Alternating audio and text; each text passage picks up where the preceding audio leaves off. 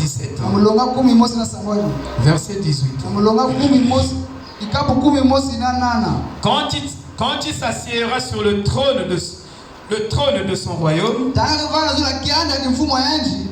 il écrira pour lui dans un livre une copie de cette loi. Il prendra auprès des sacrificateurs et les Lévites.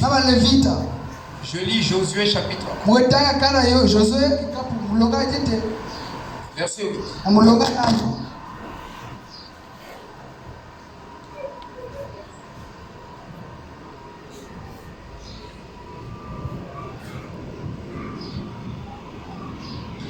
Que ce livre de la loi ne s'éloigne point de ta bouche. Médite-le jour et nuit pour agir fidèlement selon tout ce qui est écrit. Car c'est alors que tu auras du succès dans tes entreprises. C'est alors que tu réussiras. Shalom. Viens vous asseoir. On va parler peut-être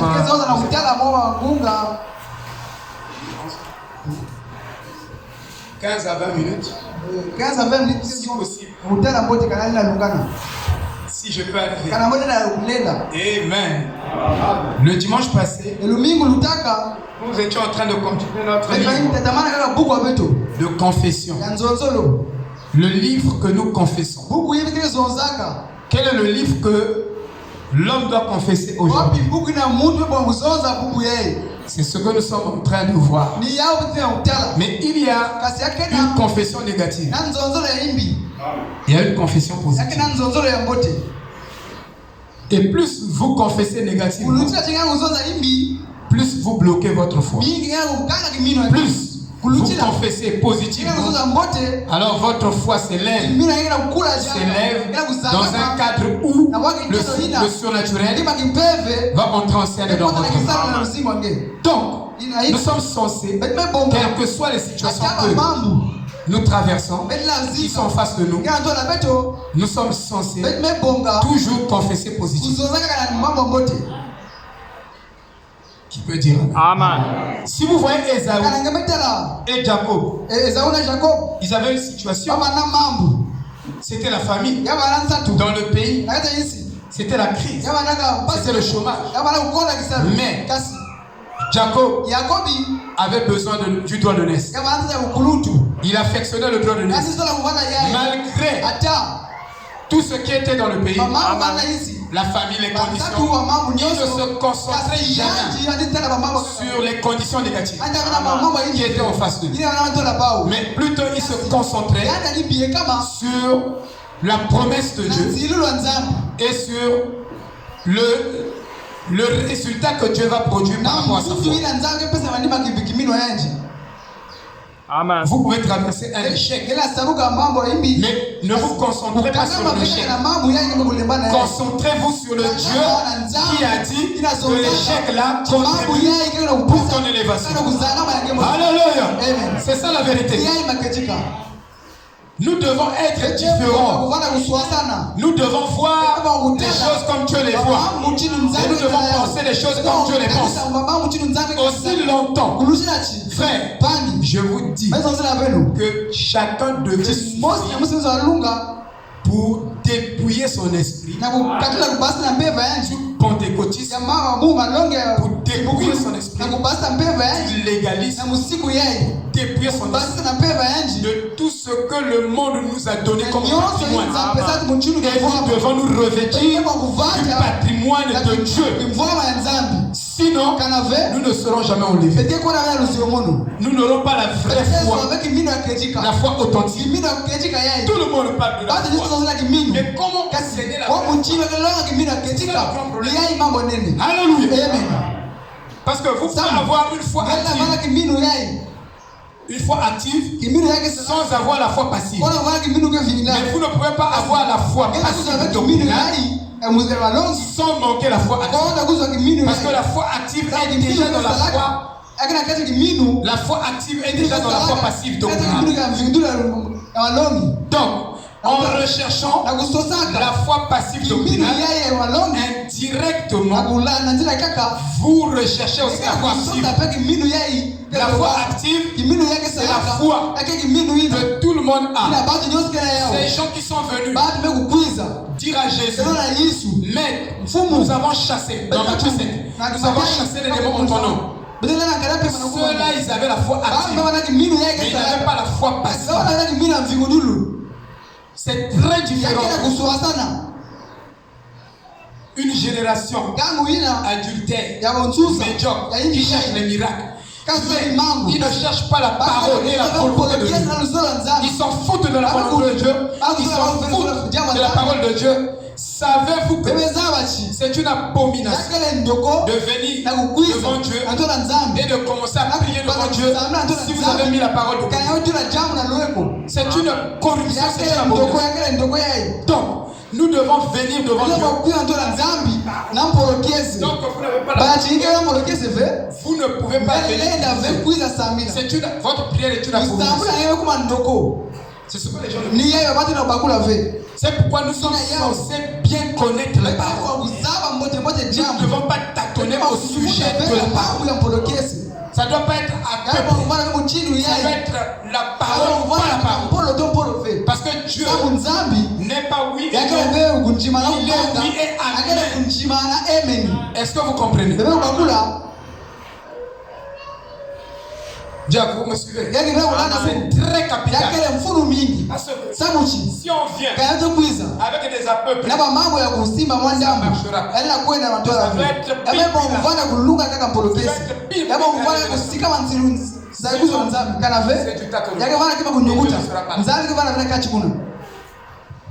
Amen. Donc, regardez Ésaü. Ésaü, lui, il a regardé les conditions.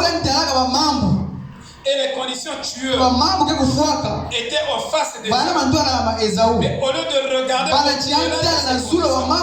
de regarder à ce Dieu qui a fait la promesse, qui a dit je suis Jéhovah Jireh. Donc même si tu manques aujourd'hui, demain, tu ne manqueras pas. Il est celui qui prouve. Amen. Je dirais même, et tout le monde, nous devons faire cette déclaration. Comme quoi? Que je ne prendrai jamais la parole de Dieu ou Dieu pour un menteur. Savez-vous que tous ici, commençons par moi jusqu'à vous, nous sommes tous des menteurs. Et nous faisons de Dieu un menteur quand nous ne croyons pas sa parole. Donc chaque fois que tu ne crois pas sa parole, tu fais de Dieu un menteur. Or, il est mieux que j'aille en enfer, que je sois grillé là-bas, que de prendre Dieu pour menteur. Vous devez prendre cette décision ce matin. Parce que Paul a dit, nous reconnaissons que tout homme est un menteur et seul Dieu est la vérité. Donc, aussi longtemps que tu n'arrives pas à un endroit où tu te considères menteur et tu donnes raison à Dieu, tu n'as pas la vraie foi. C'est ça la vérité. Parce que si tu as la vraie foi, Dieu a toujours raison. Cette parole a toujours raison. Et toi, tu as tort. Parce que je ne comprends pas. Mais faire de Dieu un menteur, il a dit par mes maîtresses, vous êtes guéris. Mais quand tu vas, dans une semaine, tu vas mourir. Qui tu vas croire? Le médecin ou c'est Dieu? Il dit, toute ta famille, personne n'arrive à ce niveau. Mais il dit, pour toi, j'ai pris les actes dans les ordonnances vous condamnez. Je l'ai brisé à la croix. Et j'ai pris votre malédiction, je l'ai changé en bénédiction. Alors qui tu vas croire? Voilà. Vous voyez, frère? Nous tous ici, nous accusons Dieu de menteur. Parce que quand tu es une situation en face de nous, nous regardons souvent la situation. On ne voit pas ce que Dieu a dit. On met ce que Dieu a dit de côté et on prend ça, et on marche avec ça. Ça veut dire qu'on dit d'une manière indirecte, nous sommes en train de dire que Dieu, ta parole n'est pas pour me guérir. Mais je vous dis que cette parole a des processus de guérison miraculeuse. Et cette parole a des processus pour vous élever. Non, vous n'êtes pas encore béni, mon frère. Non, vous n'êtes pas encore béni, mon frère. Je veux vous bénir. Il veut que sa gloire entre en vous en trop. On n'a pas encore vu la gloire de Dieu. Ce que nous avons vu, c'est encore petit. Vous voyez, que Dieu veut que nous voyons des grandes choses, des puissantes œuvres.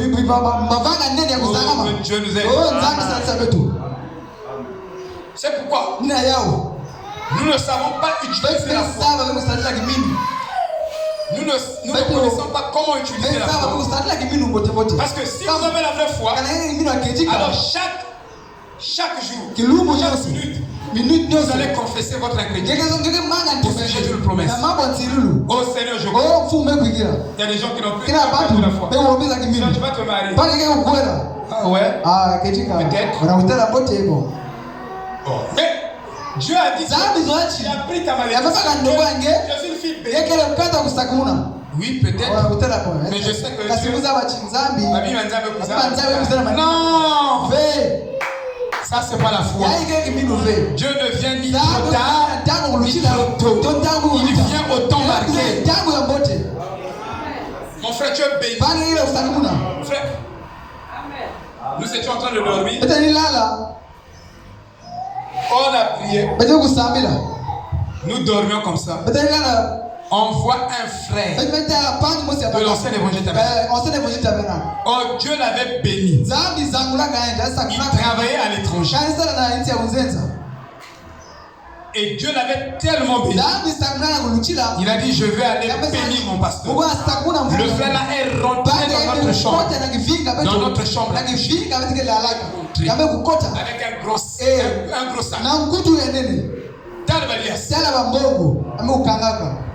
Quand il ouvre comme ça, nous étions sur le lit. Pasteur, ça c'est pour vous. C'est pour vous. Je veux le voir. Je veux voir cette chose. C'est pour dire que Dieu veut nous élever à un point où le monde et toi-même tu vas te bénir. Non, tu n'es pas encore béni.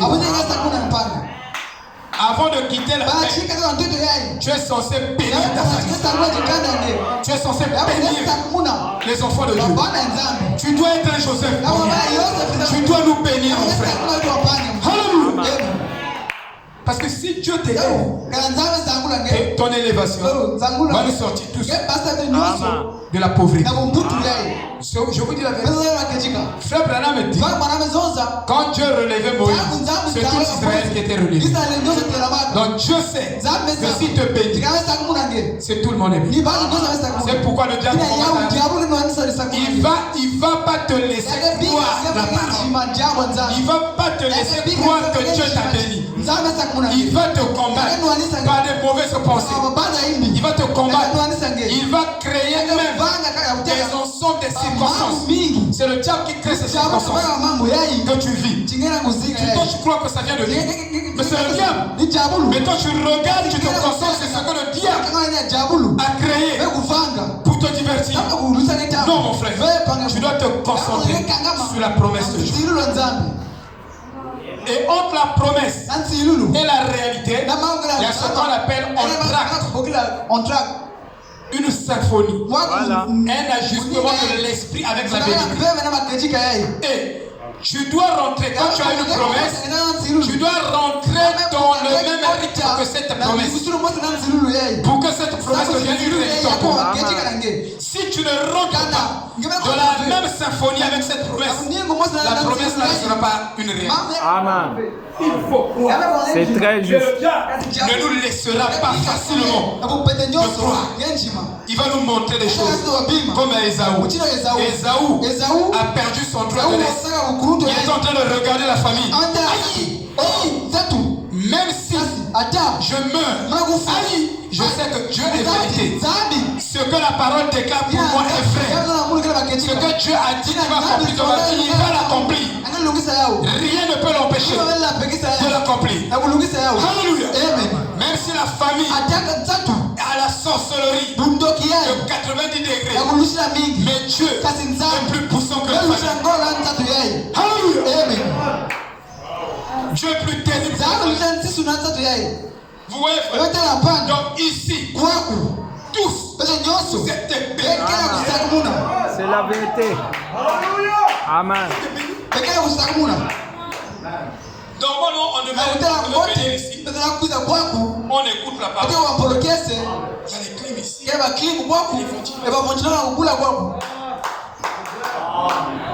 Vous dites, oh non, nous sommes en train de faire des sacrifices. Frère Branham, notre prophète de l'âge, il a dit à Dieu, Dieu, je veux pour moi aller vivre dans la forêt. Il lui dit, Méda, va te fuir. Oh, je veux être comme Jean-Baptiste. Méda va te fuir. Tes enfants vont te fuir. Ce n'est plus le système là. Ça, c'était avant. Alléluia. Mais pas maintenant. Maintenant, ils doivent pécher. Tu es en veste. Pas les habits des peaux des animaux. Bon, imaginez, on commence à prêcher. Le temps de la prédication. Je sors comme ça. Une chemise à Kipoulou.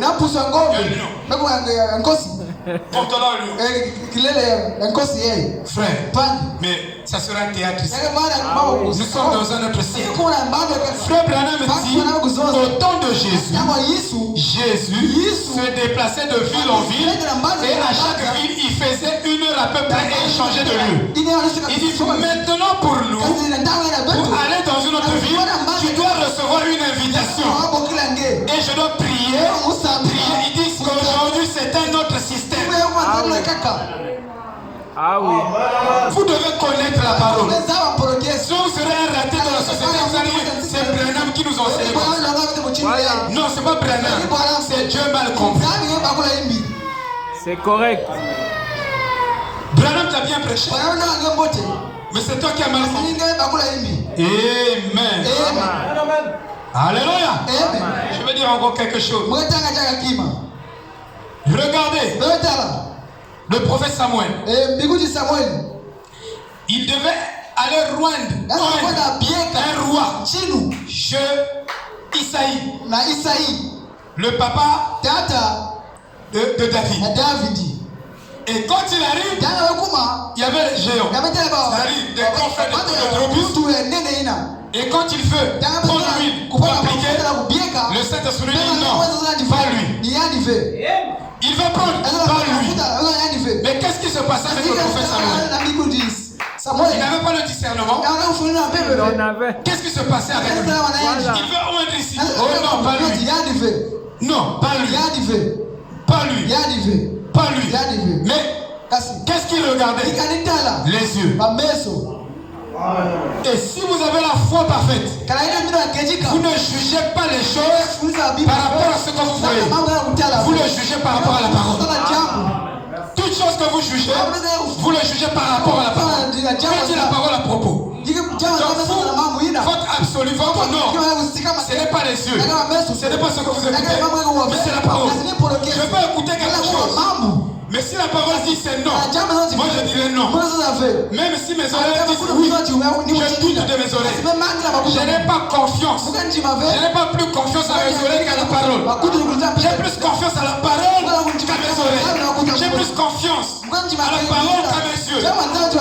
Les Égyptiens que tu vois, tu ne les verras plus. Ceux qui sont avec nous sont plus nombreux que ceux qui sont d'ici. Alléluia. Parce que le juste regarde pas. Il regarde à l'invisible. Mes frères, concentrez-vous un peu. Entrez en vous-même. Est-ce que vous vivez comme ça? Non. Est-ce que vous voyez les choses comme ça? C'est qu'il y a un problème, frère. On a été mal enseigné. C'est très juste. Ça, je vous dis la vérité. On ne nous a pas présenté la vérité. On a souffrance à la foi. Il dit, livezonza j'ai souffert meutela pasi pour graver Dieu dans ma vie. na kukonza nzambe na luzinga munhu Vous allez souffrir beketela pasi pour graver Dieu dans na votre vie. kukonza nzambe na luzinga benu Dieu n'est pas confus. nzambe kila vitu na Dieu n'est pas gravé dans votre vie. Dieu c'est la parole. nzambe ni mpolokile Il faut que, yabebonga est en chi train de venir. Il faut que quand yabebonga chi quelque chose est devant vous, jangu kima kama ntola nge il faut que la parole yabebonga sorte. chi jangu Amen. basika C'est clair. Savez-vous que bebezaba chi les prophètes bambiguchi n'avaient pas la capacité de penser sur les choses na ukanza nzula kima qui est en face d'eux? ila kama ntola bao Non. ve Mais kasi ils avaient la capacité de dire kokia kuzo ce que Dieu pense de cette chose. nzula kima ina Ils étaient des bouches de Dieu. abalaka bayimu ya nzambe Et Frère Branham dit, bana mezonza quand un prophète jangu mbiguchi reçoit l'inspiration yeyamba lutwaliso et la révélation, c'est contraire à ce que lui il pense eka kuswasana mama ni en tant qu'humain. mutinu Mais il dit donc, quand il le reçoit, quand il prononce la parole, il dit cette révélation se grave dans son esprit. Il dit, il écrit cette révélation en confessant cette parole. Donc, ce message n'est pas gravé en toi parce que tu ne le confesses pas. Confesse le Seigneur Jésus-Christ dans ta bouche. Plus tu confesses le message se grave dans ton esprit. Ça se grave dans ton âme. Ça se grave en toi. Donc tu ne confesses pas. Du cœur, de la bouche, ça ne va pas se graver en toi. C'est la stricte vérité. Vous devez graver Dieu dans votre vie. C'est pourquoi quand un roi venait, le roi là devait lire la loi au peuple. Et en le lisant, le peuple aussi devait prendre soin de relire cette loi. C'est très juste. Autrement dit, l'exigence aujourd'hui, c'est la consécration à la parole.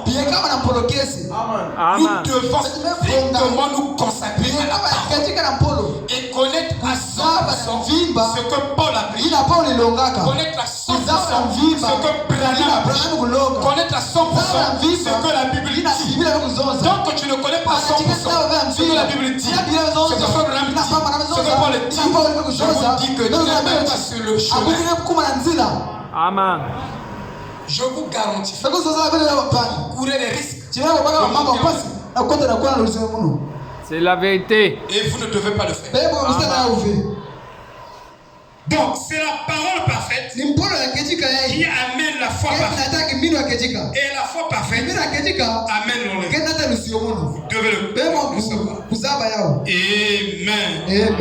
Alléluia. Je vais lire quelque chose. La nourriture spirituelle de ton convient. Paragraphe 3. Et nous consacrons le service ce soir à la prière pour les malades. Et je désire que vous soyez édifiés maintenant dans ces saints oracles de Dieu. Dans la foi. La foi de cette heure-ci. Amen. C'est très juste. Mais que vous soyez édifiés dans la foi de cette heure-ci. Est-ce qu'il y a deux fois? Non. Autrement dit, dans la compréhension de la parole de Dieu de cette heure. Et je vous dis que beaucoup de choses sont inversées. Ah oui. Dans la compréhension de la parole. Beaucoup de choses. Je causais avec Eral. Je lui montrais beaucoup de choses. Je l'ai pris peut-être 2 ou 3 exemples. Que les choses sont inversées. Dans cette heure-ci. Et si vous ne le connaissez pas, vous ne savez pas que ici Dieu a inversé les choses. Alors, vous tirez de ce côté-ci, vous êtes à côté. Voilà. Il dit. La foi de cette heure-ci. La foi de cette Amen. donc chacun ne devait plus marcher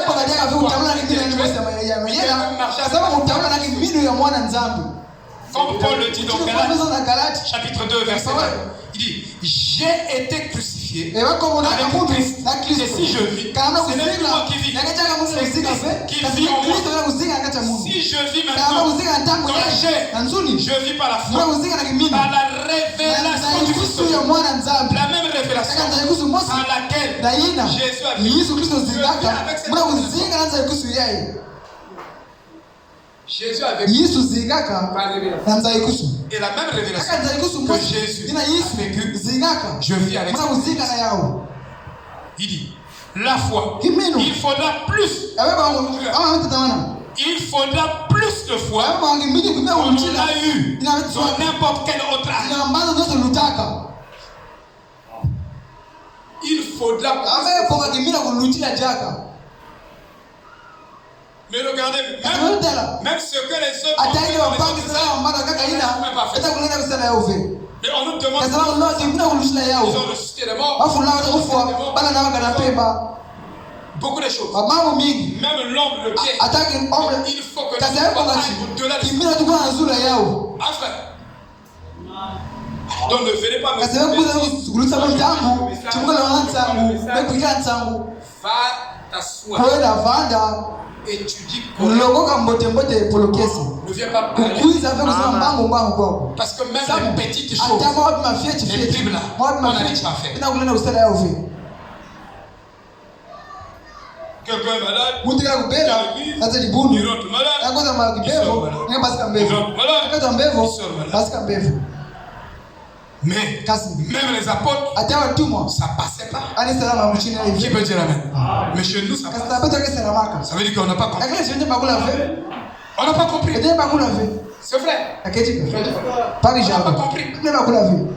Il dit qu'on en a eu dans n'importe quel autre âge. Car celle-ci doit être la foi de l'enlèvement. Pour être enlevé. Plus de foi, partie de l'enlèvement. Plus de révélation, partie de l'enlèvement. Voilà ce que Dieu nous dit. Amen. Oh, frère. Même seulement un miracle. Dès qu'on soit ici, Dieu nous a tous bénis. Même cette fois-là, mais ce matin, cette foi est disponible. Qu'avant qu'on sorte, le démon qui avait lié ta vie doit te lâcher. Si c'est le célibat, il doit partir. Si c'est la stérilité, il est obligé de partir. Parce que votre foi va le déplacer. La foi du Fils. La foi du Fils. Oh my God. Est-ce que vous comprenez, frère?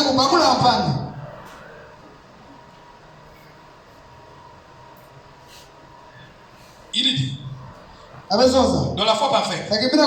Ainsi, quand un homme vit par la foi et marche par la foi et parle par la foi, je veux dire, la foi en tant que substance, il est isolé. C'est un homme isolé. C'est comme vous. Ce qui vous effraie, lui ça le freine. Il dit cette mer rouge va se diviser. Savez-vous que Frère Branham nous a prêché de la véritable Alléluia Il dit qu'en réalité, un homme de foi, une femme de foi doit avoir dans sa bouche des véritables Alléluia pentecôtistes. Pourquoi? Parce que la parole est vraie. Elle se vérifie toujours. Il dit, regardez Josué. Devant les murs de Jéricho. Il dit, il n'avait rien. Le peuple n'avait rien sauf une voix. Et une voix pour crier victoire avant que les murs de Jéricho tombent. Cette voix a crié victoire. Moi je suis déjà célibataire. Non, moi je suis déjà marié. Le célibat va tomber. Si vous n'avez pas cette voix, les murs de Jéricho ne tomberont pas. Je suis déjà béni. Bienvenue, tu as terminé le travail. Tu es un grand chef. mfumo enene Un grand passion. mfumo enene kulutila Ça, je vous dis la vérité. yezo nakejika Les murs de Jéricho doivent tomber. yezo kubwa Si c'est les démons de la famille, enepe balikana ça doit s'écrouler. Vous avez la véritable alléluia pentecôtiste. C'est très juste. Pour les enfants qui font le bac. Dieu m'a donné la baccalauréat. Moi je connais un garçon en fait. Il est venu me voir. Il s'appelait Gerland. Il est aux États-Unis. Pasteur, ça fait longtemps que je voulais te dire ceci. Je dis honte. Tu voulais me dire quoi? Oh mon père m'avait dit que si nous qu'est-ce que tu avais pas mais oui. Ouais, je dis, je lance un défi à ton père. Une malédiction sans cause n'a pas d'effet.